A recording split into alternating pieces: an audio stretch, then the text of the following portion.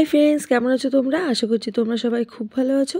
আমার নতুন একটা ভিডিওতে তোমাদের সবাইকে আবারও একবার ওয়েলকাম। দুপুরের খাওয়া দাওয়া শেষে আমরা তিনজন বেরিয়ে পড়লাম বনগাঁর বিখ্যাত সাতভাই কালীতলার মেলা দেখতে। আর এদিকে গাড়িতে যেতে যেতে বাবু তো ঘুমিয়েই পড়েছে। আমরা বাড়ি থেকে বেরোনোর সময় ভেবেছিলাম হয়তো বা তাড়াতাড়ি বেরোবো, কিন্তু বাড়ি থেকে বেরোতে বেরোতে ওই 4:10-15 মতো বেজে গেছিলো। দেখো আমরা টুকটুক করে একদম কালীতলায় পৌঁছে গেছি, আর কিছুক্ষণের মধ্যেই আমরা কালীতলায় পৌঁছে যাব। তারপর এখানে গাড়িটাকে পার্কিং করে নিয়ে আমরা মন্দিরের মধ্যে চলে যাব। তোমরা হয়তো অনেকেই জানো বনগাঁর এই যে সাতভাই কালীতলা মন্দির কতটা জাগ্রত, আর যারা না জানো তাদেরকে বলছি। বনগাঁর এই সাতভাই কালীতলার মাকে ঘিরে রয়েছে নানা রকমের বিতর্ক। নানা রকমের বিতর্কের মধ্যে একটা কথা ভীষণভাবে সমালোচিত, আর সেটাই চারিদিকে ছড়িয়ে পড়েছে। এই যে এই মা যে সীমান্ত শহর বনগাঁতে এতটা বিখ্যাত, এতটা জাগ্রত, এই মা ছিলেন একসময় বাংলাদেশের এক জমিদার বাড়িতে, সম্ভবত যশোরের এক জমিদার বাড়িতে। তো দেখো বনগাঁর সাতভাই কালীতলা মায়ের মন্দিরটা পার করে নিয়েই আমরা কিছুটা এগিয়ে এই যে সিঁড়ি দিয়ে উপরে উঠে যাচ্ছি, এখানে রয়েছে একটা শ্মশান, আর তার উপরে রয়েছে ব্রিজ, আর ব্রিজের মধ্যেই কিন্তু রয়েছে ট্রেন লাইনের যে লাইনটা সেটা। তো আমরা এই সমস্তগুলো পার করে নিয়ে যাচ্ছি ওপারে একটা মায়ের মন্দিরে। আর এই মন্দিরে যাওয়ার জন্য শুধু যে এই রাস্তাটা সেটা কিন্তু নয়, এই মন্দিরে যাওয়ার জন্য বেশ কয়েকটা রাস্তা আছে, তাছাড়াও আছে জলপথ। যদি কেউ চায় নৌকায় করে এপাশে আসবে সেটাও আসতে পারে, বা নৌকায় করে অনেক দূর তারা যাতায়াত করবে সেটাও করতে পারে। আর এদিকে দেখো বাড়ি থেকে খুব তাড়াতাড়ি এমনভাবে গুছিয়ে এসেছিলাম, কাজল চারিদিকে লেপটে গেছে। তো যেটা বলছিলাম, সাতভাই কালীতলা মন্দিরের পাশে যে স্কুলটা রয়েছে, স্কুলের সামনেই কিন্তু অনেকেই অনেক মাঝিরা নৌকা নিয়ে বসে আছেন তারা পারাপার করানোর জন্য।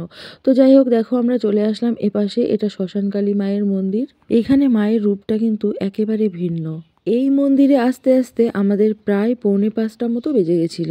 সাতভাই কালীতলা মায়ের মন্দিরটা ঘিরে 1 মাস ধরে চলে নানা রকমের ব্যবসা।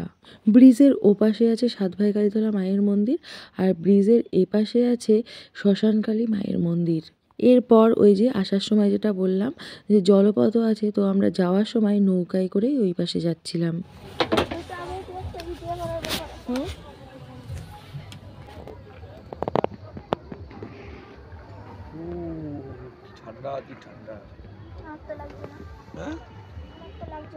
আগে যখন বাবার সাথে সাতভাই কালীতলা মন্দিরে মেলা দেখতে আসতাম, তখন বাবা নৌকায় করে বেশ অনেকটা আমাদেরকে ঘোরাতো। তো যাই হোক, দিন চলে যায়, সময় পাল্টায়, সবকিছুই পরিবর্তন হয়ে যায়। চায়নার শপিং ব্যাগ নিন 15 টাকায়, কফি ব্যাগ 15 টাকায়, চীনামাটির ফুল দই তোলা চামচ নিন 15 টাকা, পান্তা চামচ নিন 15 টাকা। তো যেটা প্রথমেই বলছিলাম, মায়ের মন্দিরকে ঘিরে রয়েছে নানা রকমের রহস্য, আর এটা তো অলৌকিক ঘটনা বটেই। ভেবেছিলাম এখান থেকে একটা সানগ্লাস কিনবো, কিন্তু সানগ্লাস দেখে পছন্দ হচ্ছিল কিন্তু দামে হচ্ছিল না। আর এই সানগ্লাসটা মোটামুটিভাবে পছন্দ হয়েছে, কিন্তু ওরা দুজন এমন একটা হাসাহাসি করলো, মনে হচ্ছে কি আমাকে মনে হয় জোকার মতো লাগছে। তো এই কারণে আমি আর সাহস করে নিলাম না। তো 7টা ভাইয়ের যে ডাকাত দলটা ছিল, সেই দলটা গিয়েছিল বাংলাদেশের যে জমিদার বাড়ির কথা আমি আগে বলেছিলাম, সম্ভবত যশোর জেলায়। তো ওখানে একটা বাড়িতে যখন ডাকাতি করতে গিয়েছিল, তখন ওখান থেকে সমস্ত জিনিস এনেছিল, শুধুমাত্র মায়ের মন্দিরের মধ্যে থেকে মাকেই নিয়ে আসতে ভুলে গেছিল।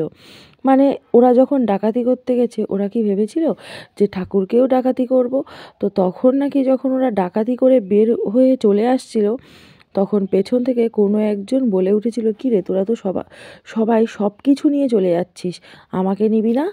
তারপর নাকি তারা সেই মাকে ওখান থেকে উঠিয়ে নিয়ে এই যে যেখানে এখন জাগ্রত মায়ের মন্দির হয়েছে সেখানে এনে বসিয়েছিল। তারপর এই এলাকারই একজন পুরোহিতকে ডেকে নিয়ে শুরু হলো মায়ের পুজো। সাতভাই কালীতলা মেলায় আসলে প্রথমেই যেটা আমরা কিনতাম ছোট থেকে বড় পর্যন্তই, এই যে গোলাপ, তারপর বিভিন্ন ধরনের ফুল, আর এই জল বেলুন আর সাবু বেলুন। কয়েক বছর আগে মেলায় এসে বায়না থাকতো অন্য রকমের, আর এখন মেলায় এসে বায়না বায়না হয় অন্য রকমের।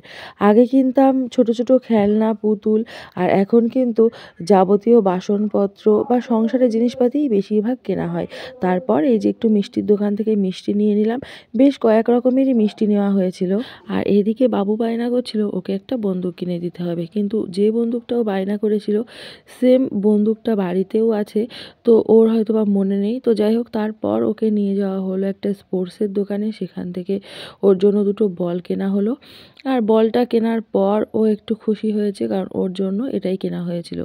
তারপর চলে আসলাম আমি এই বাড়িতে। আর এই বাড়িতে সারাদিন আমি আসিনি বলে দাদা আমাকে ফোন করে জিজ্ঞাসা করেছিল, তুই কোথায় ছিলিস সারাদিন, যে একটু আসিসনি এই বাড়িতে। তো তারপর দেখো এই বাড়িতে এসে যেসব খাবারগুলো নিয়ে এসেছিলাম সেটাই একটু খাওয়া হচ্ছিল। সব মিলিয়ে কেমন লাগলো আমার ভিডিও অবশ্যই কমেন্টে জানিও, ভালো লাগলে লাইক করো।